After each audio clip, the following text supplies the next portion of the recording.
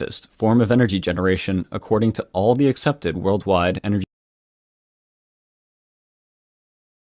not safe for, and that is the fossil fuel industry. The fact of the matter is that the fossil fuel industry has a long history of funding the anti-nuclear movement, along with climate change deniers, to protect their bottom line. Solid science is in dire need of a champion, and that is what ecomodernism is all about. Ecomodernism is a new environmental paradigm which looks to reverse the fear of nuclear power and scientific progress in general. Ecology-based modernism is the most direct way to define it. Ecomodernism as a philosophy is described in the Ecomodernist Manifesto. We believe humanity should not be rejecting technological progress, but rather separate our impacts from nature through the responsible use of technology and urbanization. Urbanization is an unstoppable worldwide trend and the best solution to many environmental problems. It offers sustainable development for the human population and is a historic antidote to both deforestation and species extinction as humans move away from using wildlife as their protein source. Vertical, urban, high-rise architecture minimizes the use of land, resources, and energy, enabling walkable cities that facilitates the more efficient use of mass public transit as well. It must be emphasized that our support for technological solutions is definitely not about defending industrial polluters, nor do we accept funding from corporations or industry. Nor does our defense of technology imply that we just need to sit back and let things take care of themselves. To the contrary, we believe that humanity is at a crossroads that severely threatens our future on this planet. We reject the idea of resource limits on many levels. The advance of science has a long history of getting around problems of resource scarcity and will continue to do so. Another reason is that Earth is just one of a multitude of worlds available to explore in our solar system and beyond. Comets and asteroids are untapped reservoirs for raw materials. If we could find a way to thrive in artificial ecosystems off-world, we could use what we learn to help sustain terrestrial ecosystems here on Earth. I hope by now you understand the worthiness of our cause. Ecomodernism is really only a philosophy at this time. I want to talk to you about the necessity of turning it into a movement, which will be part of the larger environmentalist movement. For it is only through our presence and participation that there can be any hope of moving environmentalism in the right direction. Our aim is not to divide the environmental movement, but rather to multiply its numbers with the incorporation of many scientific and educational communities that is working to both build chapters of eco-modernist societies and support our growth worldwide. We aspire to increase our numbers by bringing together the numerous supporters of climate action that have been alienated by mainstream environmentalism's wildly contradictory support for the shutting down of nuclear power plants in the midst of a climate emergency and welcome them into our ranks. Thank you.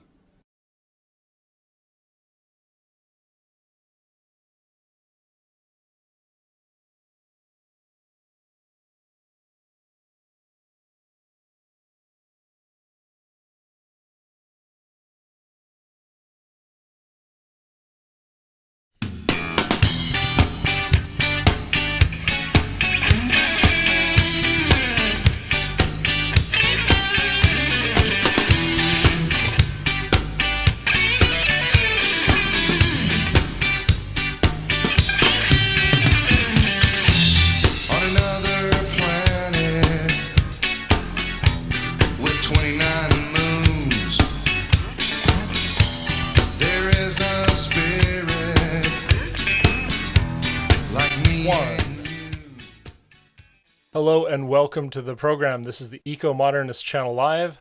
I'm here with Gabe Ignetti. My name's Carl Pauls, and today is our casual Sunday.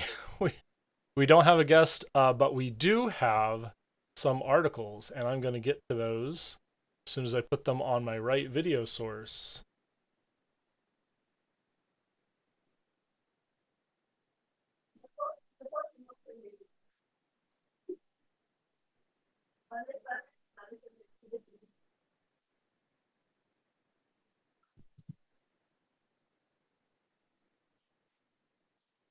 Okay, let's see if I get my screen so I can read it.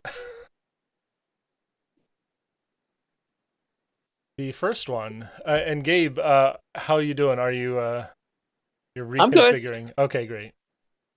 I'm just getting my charger. Oh, Seeing I well, need it. you're But go bouncing ahead. around a little. Okay. Yeah. So today we're Yeah, covering it's some casual news. Sunday. Yep, very casual. So the first one, this is about the new DOE chair, Chris Wright. New DOE leader wants to unleash American energy dominance. Energy Secretary Chris Wright outlined his priorities and plans this week, including a focus on modernizing nuclear power and taking the politics out of energy discussions, especially as they relate to climate change. Wright was confirmed by the U.S. Senate on Monday, and the next day vowed to unleash American energy in accordance with President Trump's executive orders. In his first secretarial order on January 20, Trump issued a far reaching executive order titled Unleashing American Energy, in which he directs agencies to conduct an immediate review of all agency actions that potentially burden the development of domestic energy resources, including nuclear. To compete globally, we must expand energy production and reduce energy costs for American families and businesses. America must lead the world in innovation and technology breakthroughs, which includes accelerating the work of the DOE's national laboratories. We must also permit and build energy infrastructure and remove barriers to progress, including federal policies that make it too easy to stop projects, far too difficult to complete projects, Wright said in his order. Wright outlined a number of priority actions for the DOE. Here are the ones that most apply to nuclear energy: support American energy innovation, unleash commercial nuclear power in the U.S., strengthen grid reliability and security, streamline permitting, and eliminate undue burdens on American energy. Before taking office, Wright most recently was founder and chief executive of Liberty Energy, a Denver, Colorado-based company that specializes in fracking. He also sat on the board of directors for Oklo, a Silicon Valley-based developer of small modular reactors. Wright's controversial stance on climate change came up during his Senate hearing, and he included in his opening remarks a statement about climate change being real with a caveat.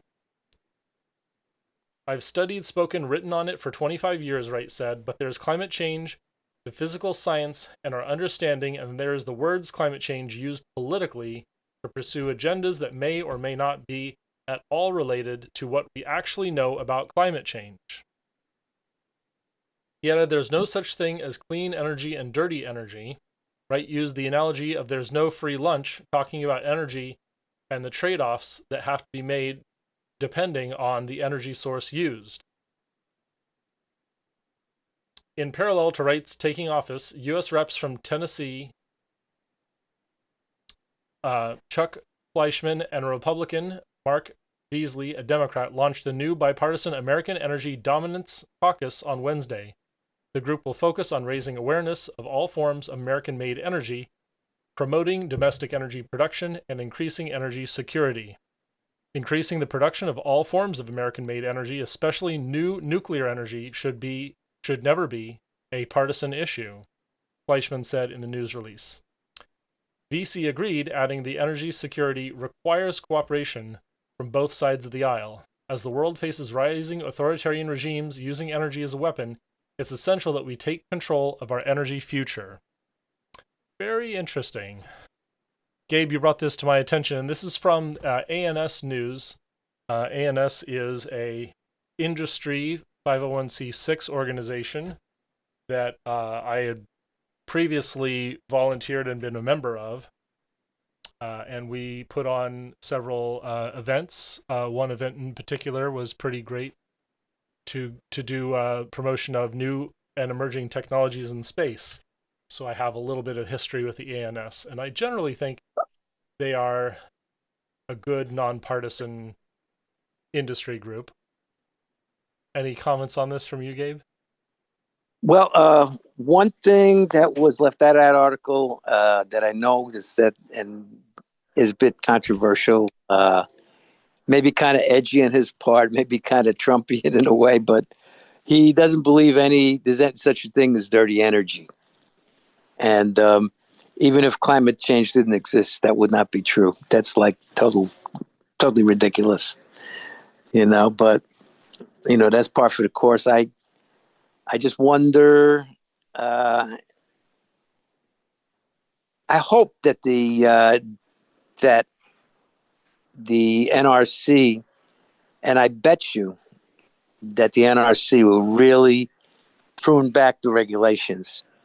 But conversely, the Republicans don't believe in government, so I don't know how much support other than that nuclear will get. I hope they don't cut back what they already did. I think Trump mentioned, though, that I think it was in the article or in the other article I gave you that, it was mentioned that Trump did, support funding nuclear, which is pretty good.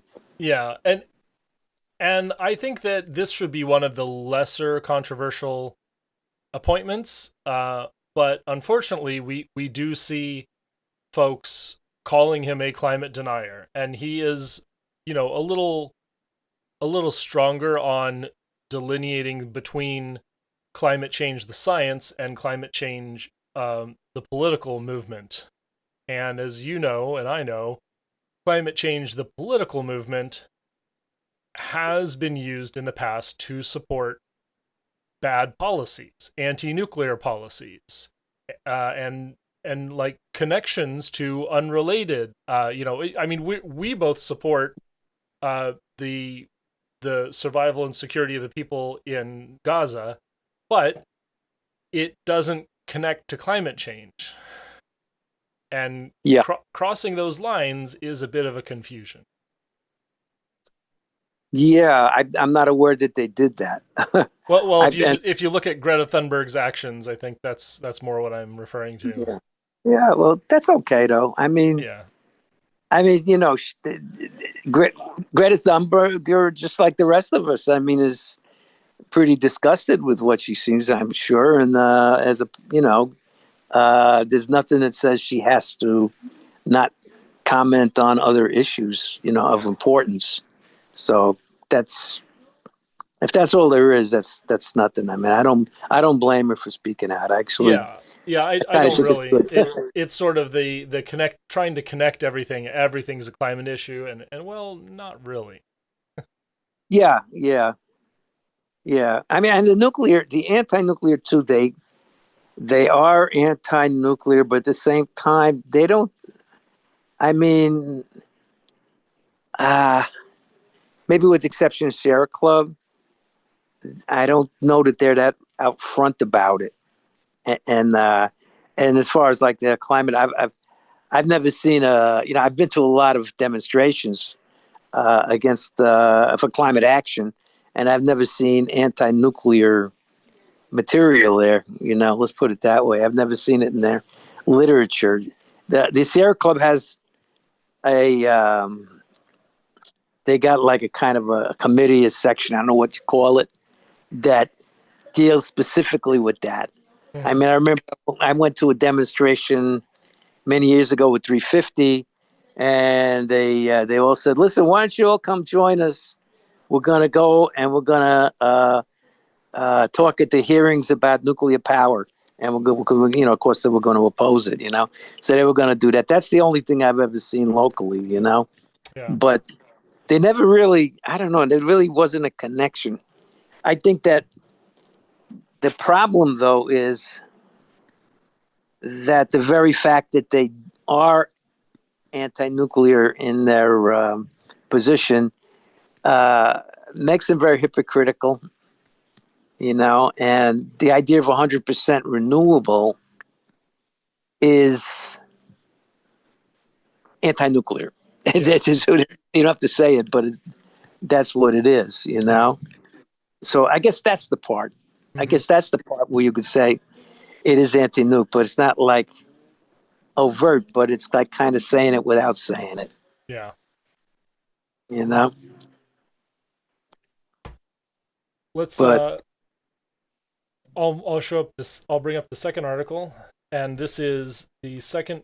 This is about the Trump administration making nuclear a pillar of U.S. energy dominance, and I'm still not 100% on. Oh, and I just realized our title was totally wrong. oh, Very casual Sunday. okay. We'll fix it later. Yeah. So this is a second Trump administration has the opportunity to cement nuclear energy as a pillar of U.S. energy dominance and global competitiveness. In his first term, Donald Trump strongly supported nuclear energy by among other actions, adding to federal loan guarantees in support of the Vogtle Units 3 and 4 project and making multiple large cost share awards to a range of reactor design companies.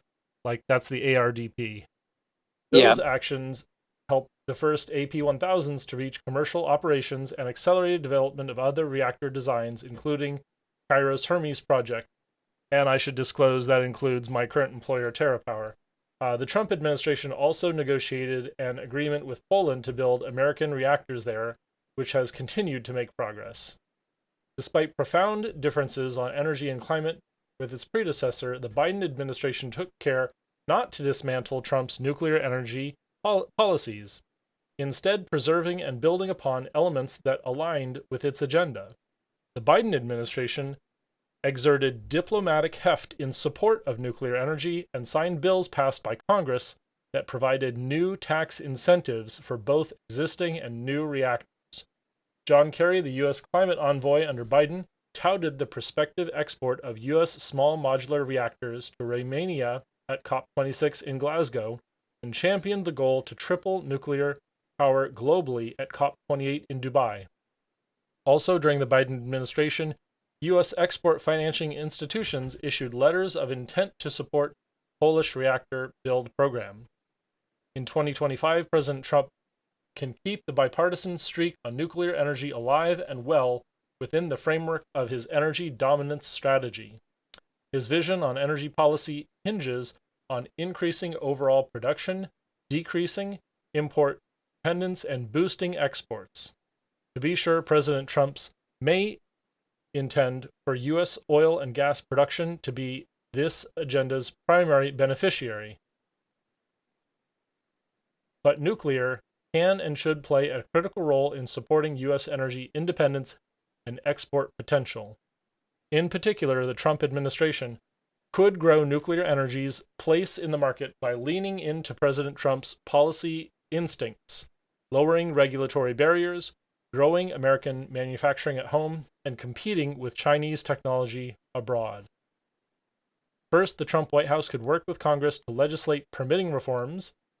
The lengthy regulatory approval process has emerged as a significant obstacle to building new energy infrastructure, impeding nuclear reactors, oil and gas pipelines, and the transmission lines needed to connect wind and solar to the grid. The Trump administration, as its signature energy policy, could work with Congress to advance a bipartisan, deregulatory energy agenda that facilitates the energy build-out. As a part of that effort, the U.S. Nuclear Regulatory Commission, under its new chairman, David Wright, could reform the licensing process for new reactors, in particular, streamline its environmental reviews, which have, in some cases, taken many years to complete. Trump could further jumpstart national interest zones for new nuclear projects and associated AI data centers.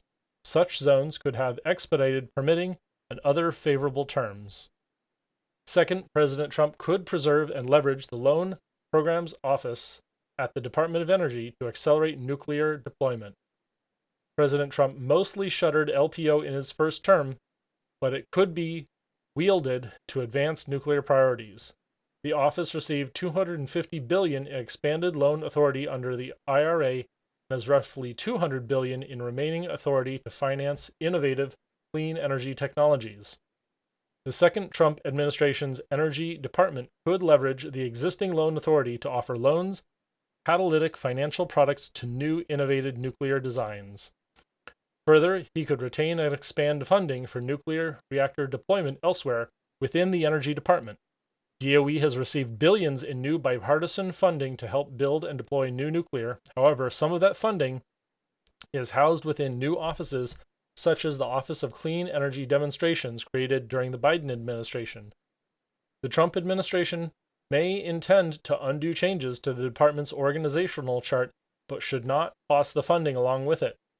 The Biden administration notably did not reverse the awards to new nuclear reactor companies made in President Trump's fourth year in office, including those to TerraPower, X-Energy, and Kairos.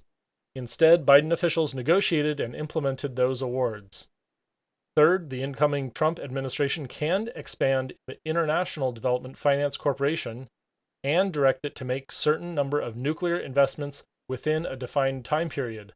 Congress, in creating the DFC during Trump's first term, specifically gave it the authority to invest in and finance nuclear projects abroad, but the agency has generally been hesitant to do so despite an increased emphasis on clean energy under Biden.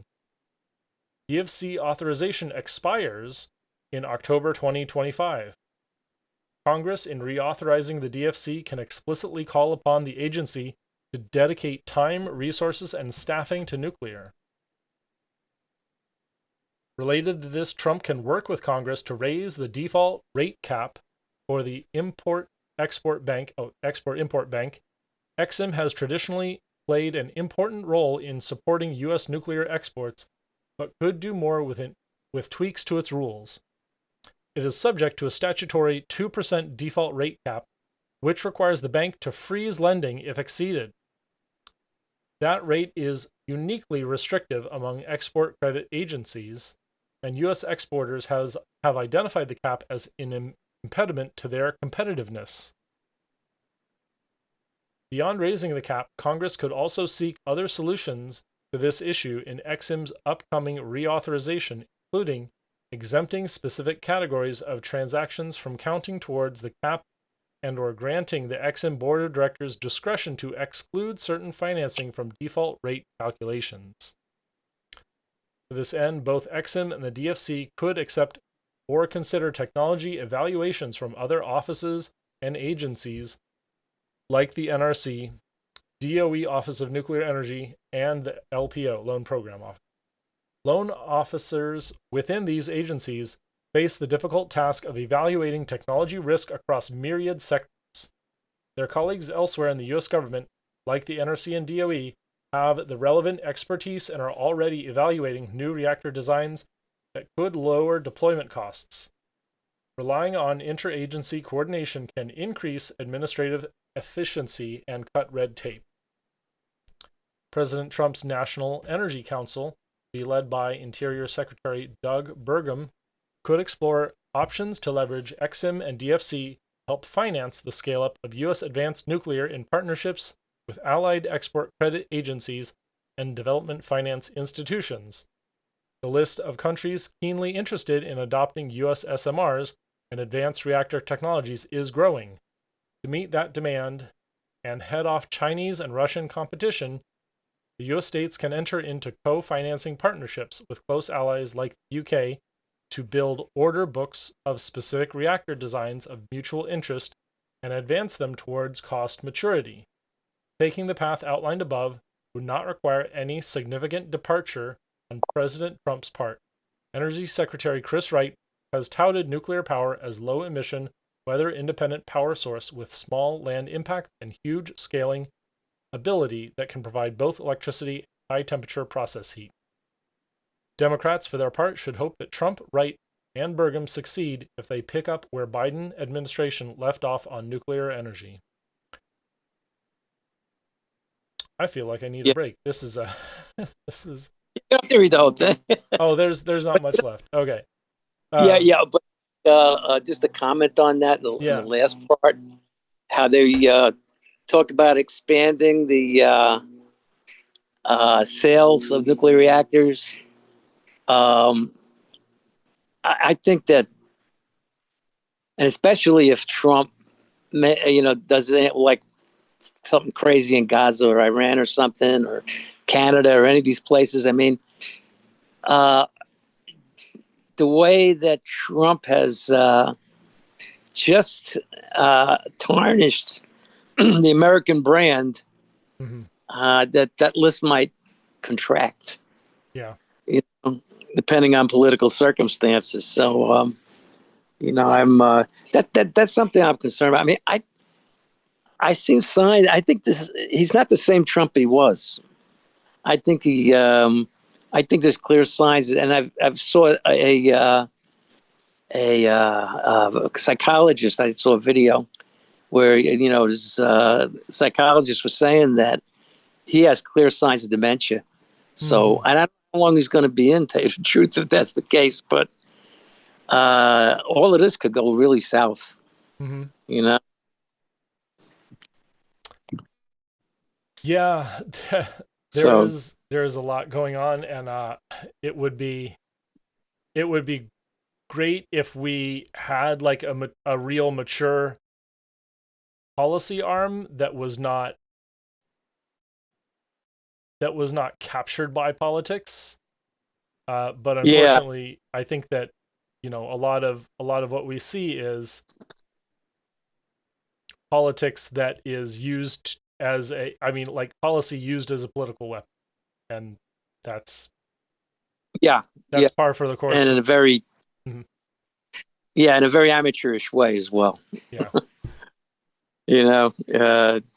Maybe kind of unhinged way too. Yeah. I mean, I don't know, talking about energy, when Trump said that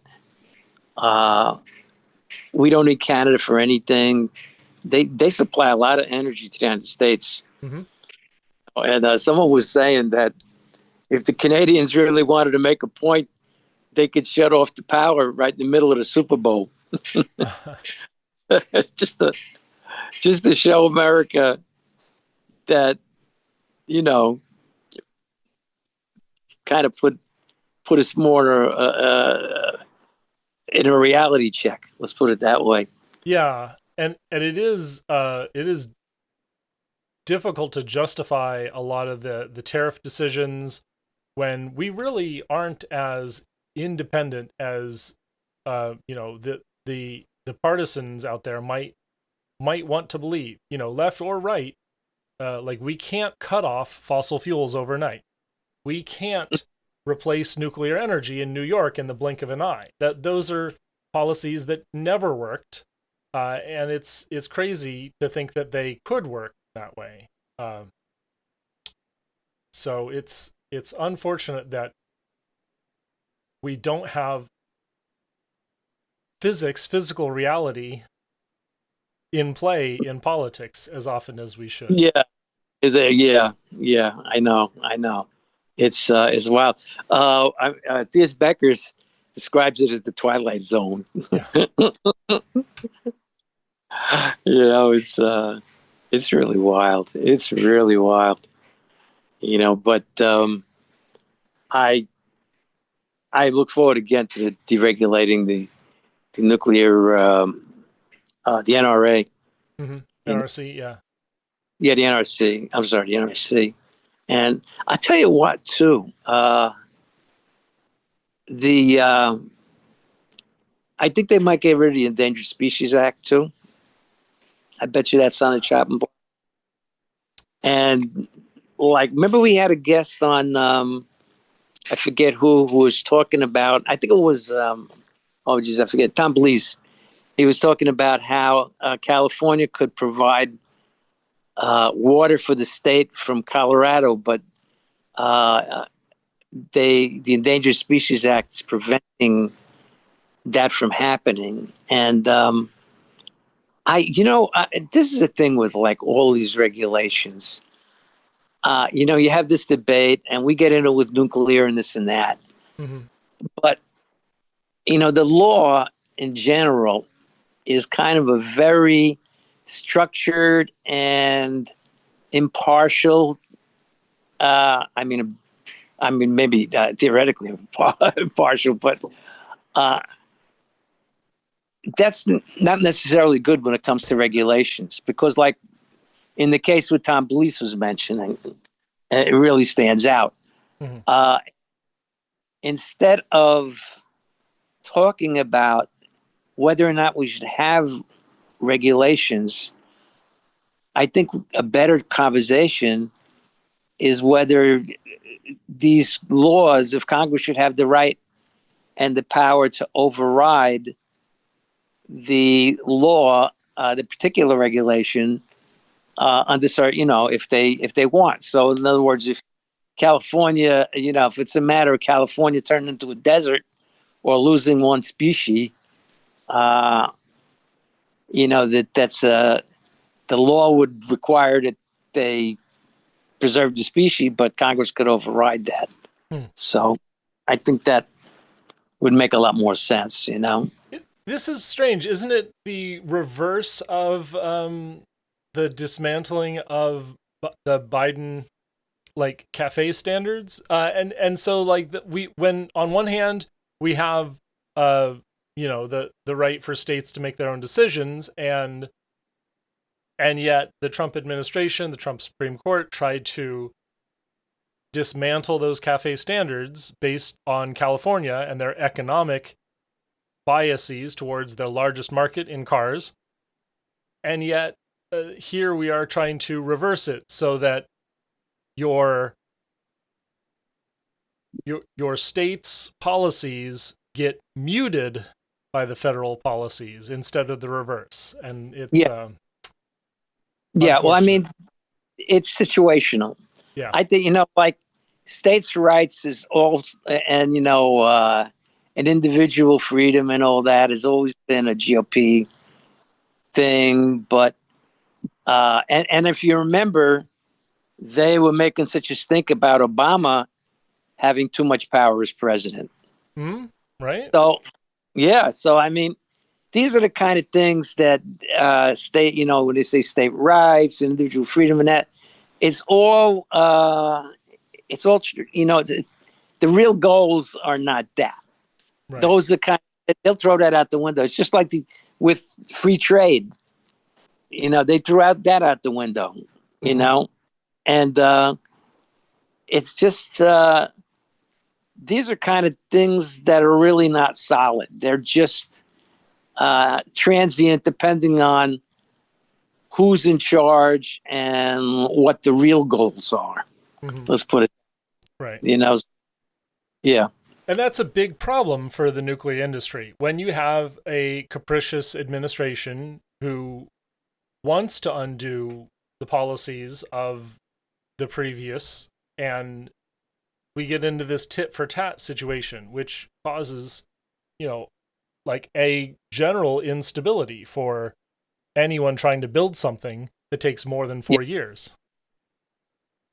Yeah, but I think though that the winds are blowing in the direction of deregulation, so I don't think that will be a problem. Funding might be a problem, though. I don't. I hope that Trump continues to keep the spigots flowing in support of nuclear power. Let's put it that way. But not exactly a GOP thing. They've already been talking. Or I don't know if they're doing it. They want to defund Build Back Better. That's one of the things that Elon Musk is, has in his hands. Let's put it that way. So that part, I don't know. But it seems from the article, at least, and Trump's past behavior, that that's pretty solid, too. And I tell you, I don't think he's going to put, and I hope, I might be wrong, I'm just speculating, but I think the NRC is going to definitely be reshuffled. And they're going to put a Trump appointment in there, of course. And I would think that person would be qualified. It's because, there's so many nuclear engineers and stuff like that. And, they could pick one with somebody with a nuclear background is just, who could look at that. And so I'm feeling positive about that part, and I even think that once Trump is gone, which I hope he will be gone, of course, within the next 2, 4, whatever, even 1 year, who knows? The that rules will remain, and you'll see a new NRC. I don't think the Democrats will really. I hope at least that they would not change that as long as the changes aren't just too extreme. We've got a great question on the chat, and it relates to a lot of the space talk that we've been doing. So this is from Kosaw.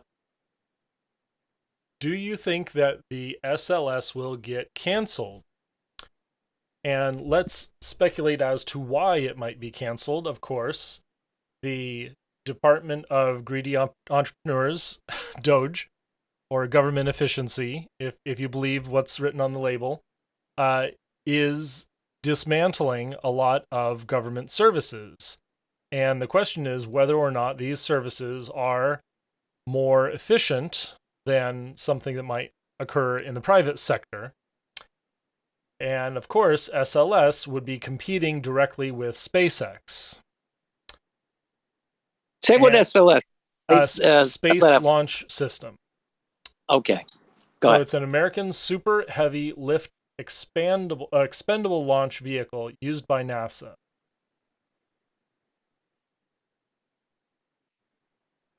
And so is this what Kosaw, is this what you were referring to? And so changing the way that we get to space and having it dependent on SpaceX instead of having more of these NASA homegrown options, is that likely to occur under DOGE, and how are they going to justify it? That might be one of my biggest questions. Yeah, I don't think they're going to cut the space program. Elon Musk, I don't think he wanted any part of it. And Trump said he wants to get to Mars. I think that's one of the. But are they going to use Musk's program, or are they going to? That's the question: is are they going to allow the government to do this, or are they going to try to privatize the space program? Well, it's already. I mean, Musk is already private. So. Yeah, but are they going to cut the public competition? I see what you're saying. That's the problem. Yeah, and maybe it's not a problem, because I remember we talked with who was it? Robert, what's his name? Remember Zubrick or something like that? Remember what was his name? Remember talking about Mars? Yeah. Oh, well, I mean, there's a few, but yeah, Robert Zubrin. Zubrin, right? Yeah, and he was complaining, and he was saying that the private is actually better, which actually in a kind of a better system, better way of doing things, it wouldn't be. But the thing is, though, is that they've politicized Artemis so much that it becomes inefficient. It's like, in other words, when Congress does this program, in order to get Senator A to go along with it, well, you got to produce this in my state, and you got to produce that in this other state, and whatever. So that's there's so much pork barrel that gets into it that it messes things up. Granted, that's Kosaw says they would love to watch SpaceX rockets, but can't stand Elon. Yeah.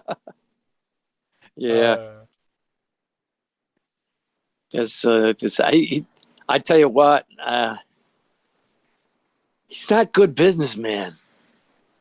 I mean, his Tesla stock is going down. Well, I don't know about their stock, but their sales are plummeting. Yeah. Because of all of this stuff that he's doing.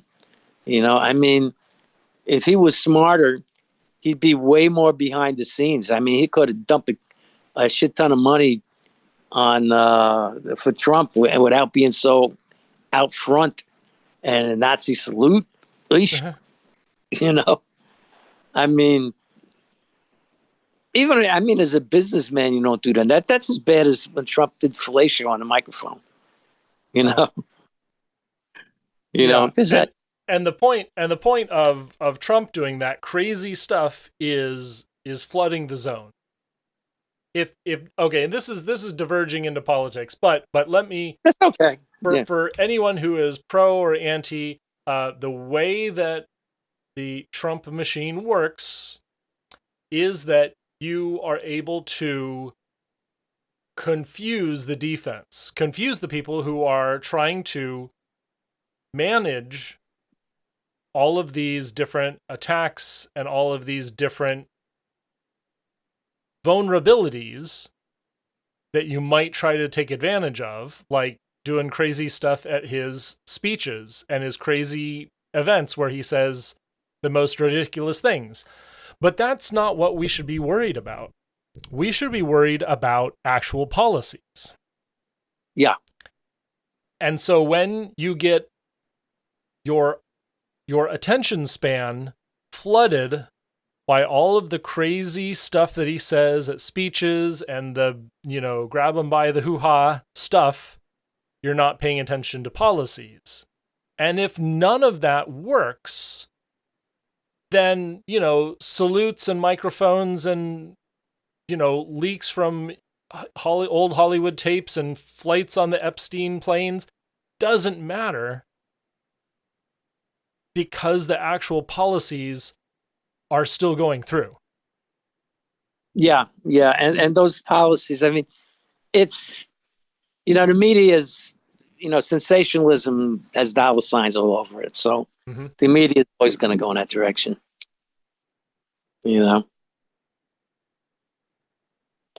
Yep. But,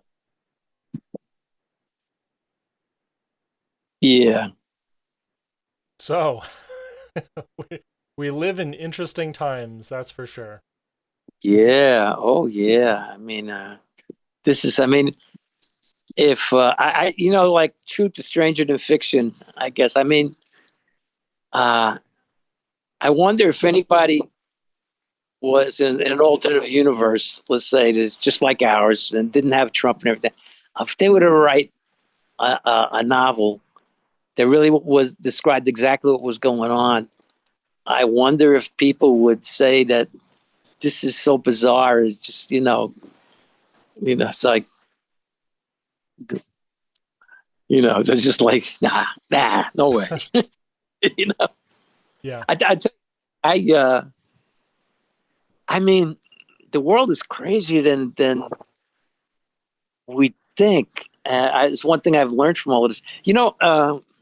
There was a movie, right? I think it was, I forget about what the name of it was, but it was an action thriller where terrorists go in and they take over the White House and they kill the president, right? I don't know what, I forget, White House Down or something like that. I forget what it was.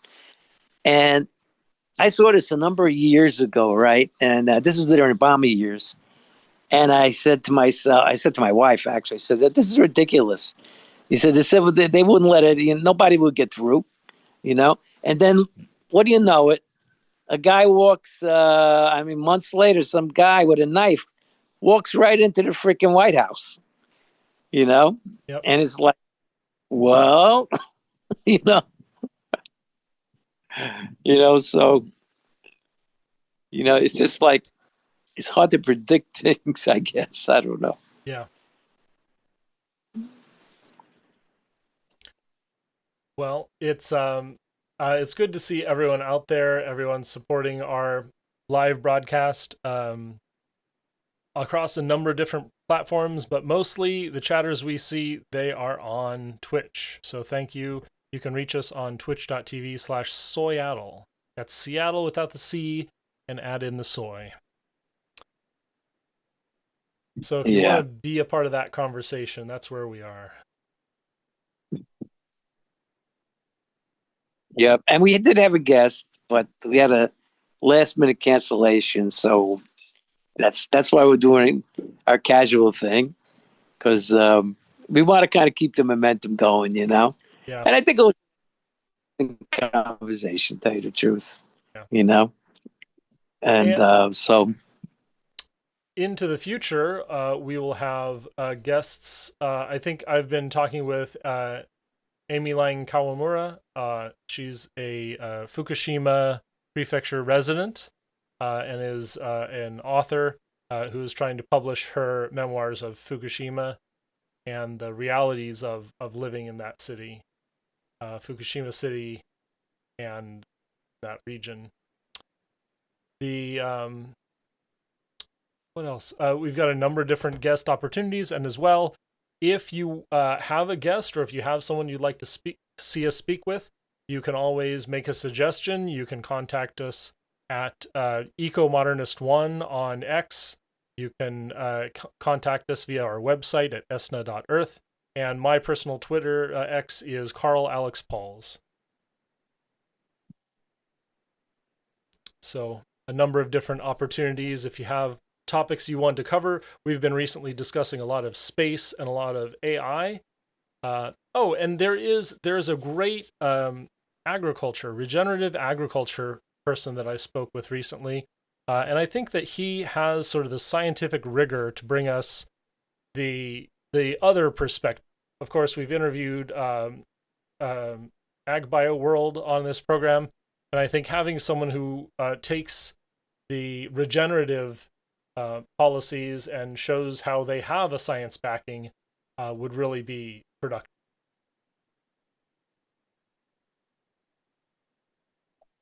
So yeah, sounds good.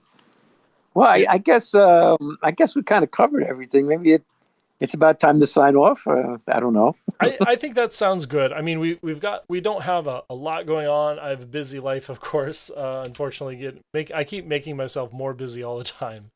But we each have our mission, and Gabe just gets to soak up the sun. So show everyone your backyard, Gabe. Yeah, sure.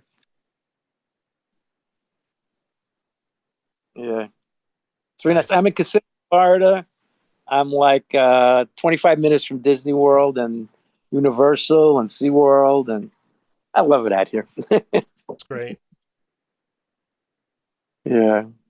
So everyone, we will keep trying to bring you the eco-modern policy news, great people to speak with, and new and interesting ideas that show the way that humanity will survive into the future with the right application of technology, just the right amount, not too much, not too little, because those are really the alternatives. Is someone saying we'll just fix everything by applying more AI, or we'll all escape to Mars. Those are not necessarily the right solutions, and we love to interrogate those ideas.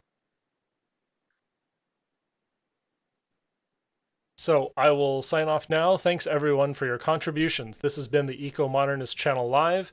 We broadcast nearly every Sunday at 10 a.m. Pacific, 1 p.m. Eastern. You can find us right here on YouTube at Ecomodernist1, the Ecomodernist channel. You can find us, of course, on Patreon. Please support us at Patreon at the Ecomodernist channel. You can find us on our website, ESNA.earth. As well, we tend to broadcast to my personal LinkedIn, my X account. I'm Carl Alex Pauls. And thank you again. Remember, emissions first, peace and justice will follow.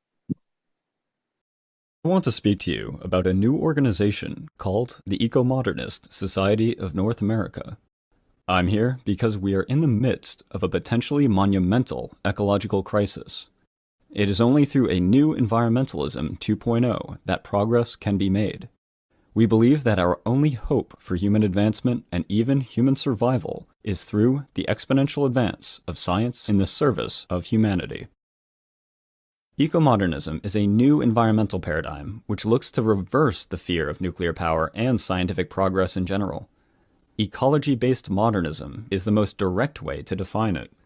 Ecomodernism as a philosophy is described in the Ecomodernist Manifesto. We believe humanity should not be rejecting technological progress, but rather separate our impacts from nature through the responsible use of technology and urbanization. Urbanization is an unstoppable worldwide trend and the best solution to many environmental problems. It offers sustainable development for the human population and is a historic antidote to both deforestation and species extinction as humans move away from using wildlife as their protein source. Vertical, urban, high-rise architecture minimizes the use of land, resources, and energy, enabling walkable cities that facilitates the more efficient use of mass public transit as well. It must be emphasized that our support for technological solutions is definitely not about defending industrial polluters, nor does our defense of technology imply that we just need to sit back and let things take care of themselves. To the contrary, we believe that humanity is at a crossroads that severely threatens our future on this planet. I hope by now you understand the worthiness of our cause. Ecomodernism is really only a philosophy at this time. I want to talk to you about the necessity of turning it into a movement, which will be part of the larger environmentalist movement. For it is only through our presence and participation that there can be any hope of moving environmentalism in the right direction. Our aim is not to divide the environmental movement, but rather to multiply its numbers with the incorporation of many scientific and educational communities that is working to both build chapters of eco-modernist societies and support our growth worldwide.